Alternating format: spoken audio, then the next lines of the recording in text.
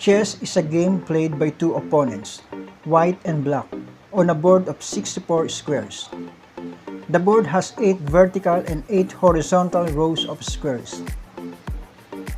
Each player has 16 pieces at the beginning of the game. 1 king,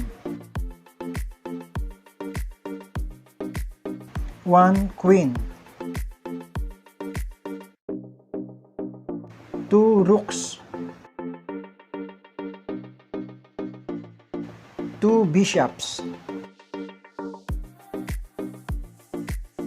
2 knights, 8 pawns, black, white. In diagram 1, to set up your pieces on the chessboard, the black queen on a black square, the white queen on a white square. In diagram 2, king is the most important piece of all. King is the tallest piece of all with a crown surmounted by a cross. Place him in the middle of each horizontal back row. Horizontal rows are called ranks. The vertical row between the two kings is called a file. How the chessmen move and capture. In diagram 3, the king has 8 possible moves. Horizontally, left or right, 2 squares.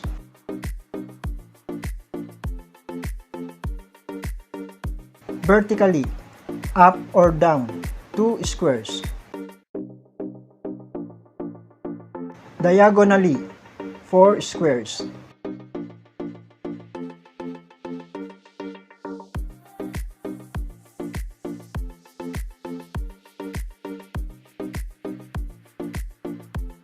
King has a single move.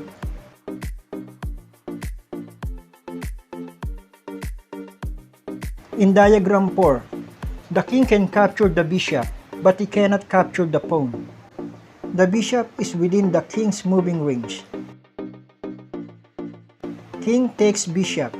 In chess notation, this is written K, X, B.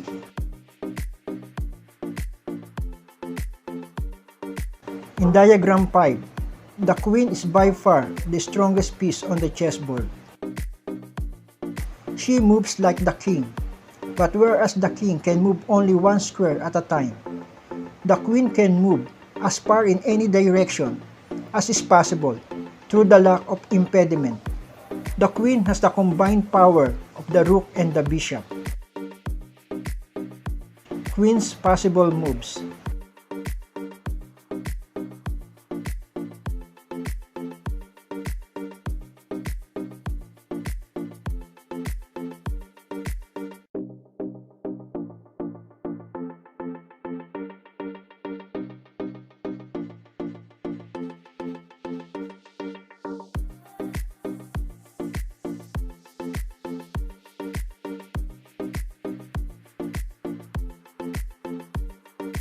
In diagram 6, the queen can capture the rook or the bishop or either knight.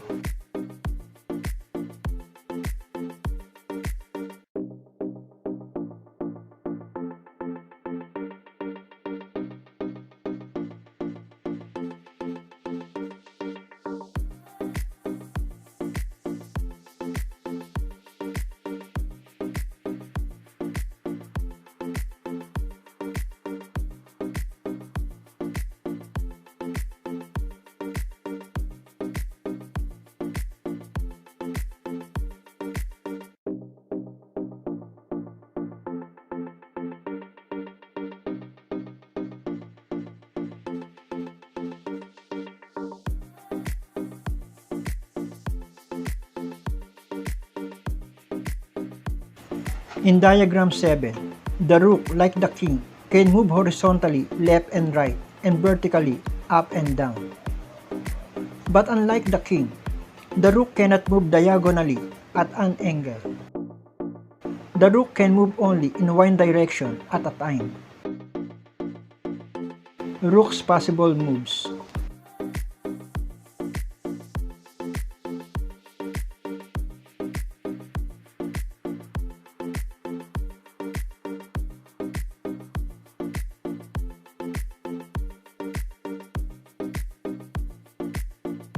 In diagram 8, white can play rook to bishop, horizontal move, capturing the bishop, or rook to queen, vertical move, capturing the queen.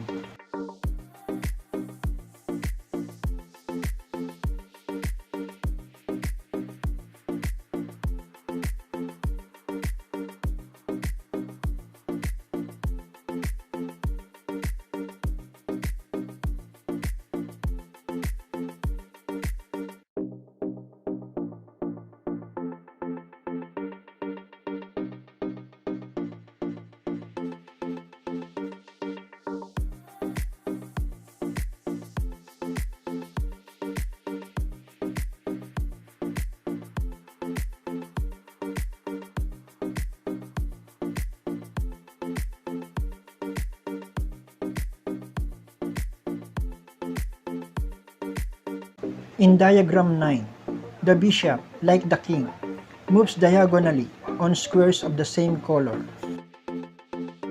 The bishop, unlike the king and the rook, cannot move horizontally or vertically. He can move in only one direction at a time.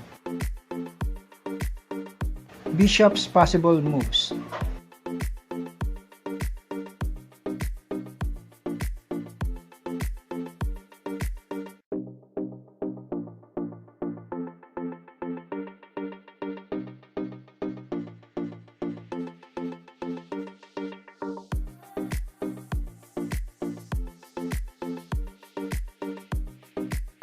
In diagram 10, the bishop can capture the pawn, bishop to pawn, or the rook, bishop to rook. He cannot leap over any pieces or displace his own pieces, but he can capture the same way he moves.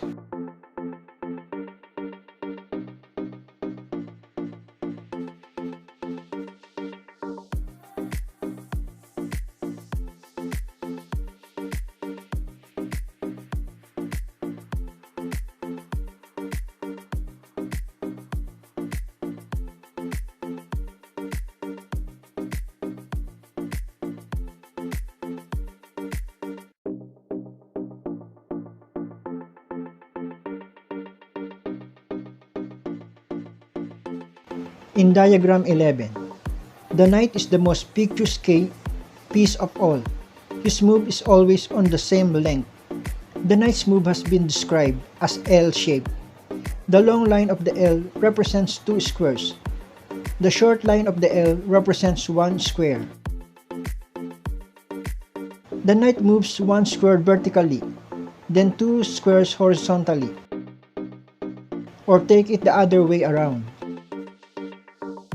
The knight moves 1 square horizontally, then 2 squares vertically. The knight's move does require practice. Knight's possible moves.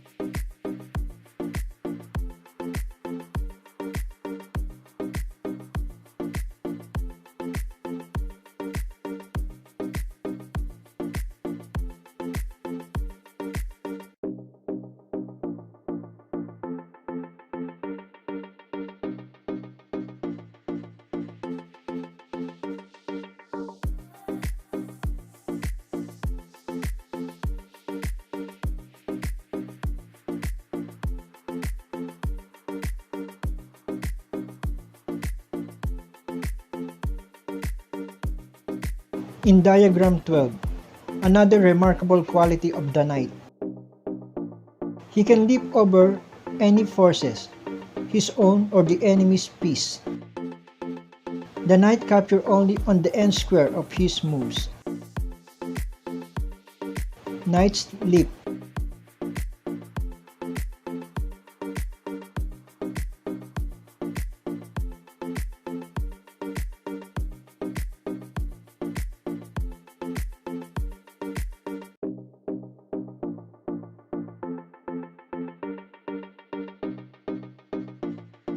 In diagram 13, The knight can capture either pawn, but cannot capture the rook over which he leaps.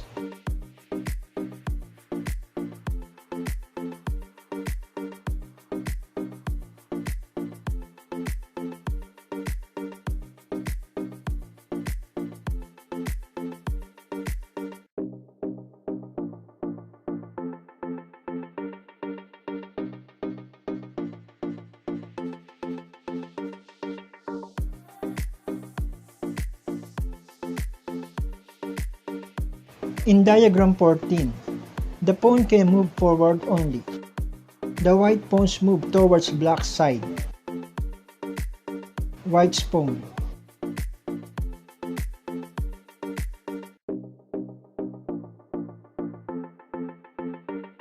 In diagram 15, the black pawns move towards white's side. Black's pawn.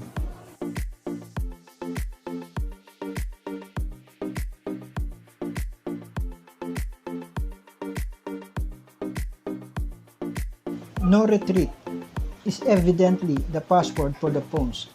A pawn can move only one square at a time. In diagram 16, white's move. He can capture either black pawn, but white cannot capture the knight, which is directly in front of the white pawn. In capturing, pawns move diagonally.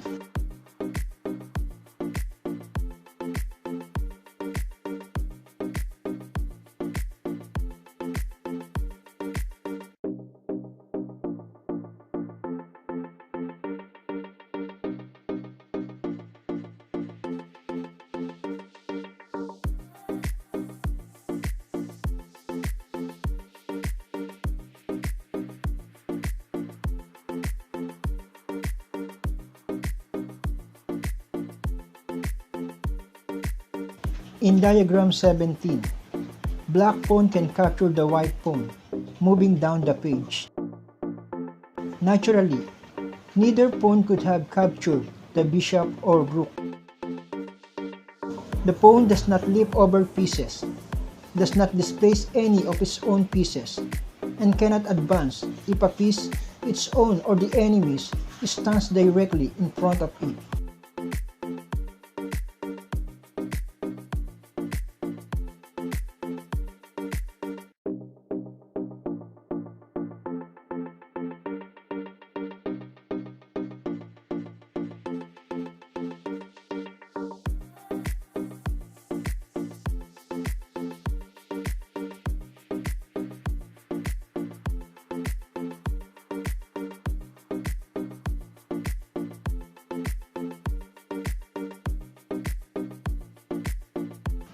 In diagram 18, as long as any pawn has remained unmoved, it has the option, the first time that pawn moves, to advance one square or two.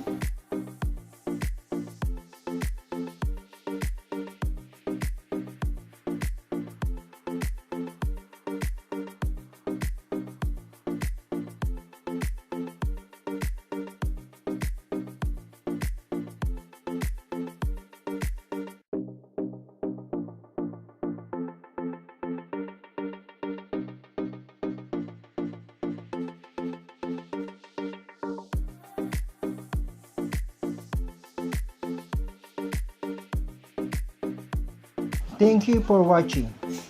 For more videos, please like, share, and subscribe.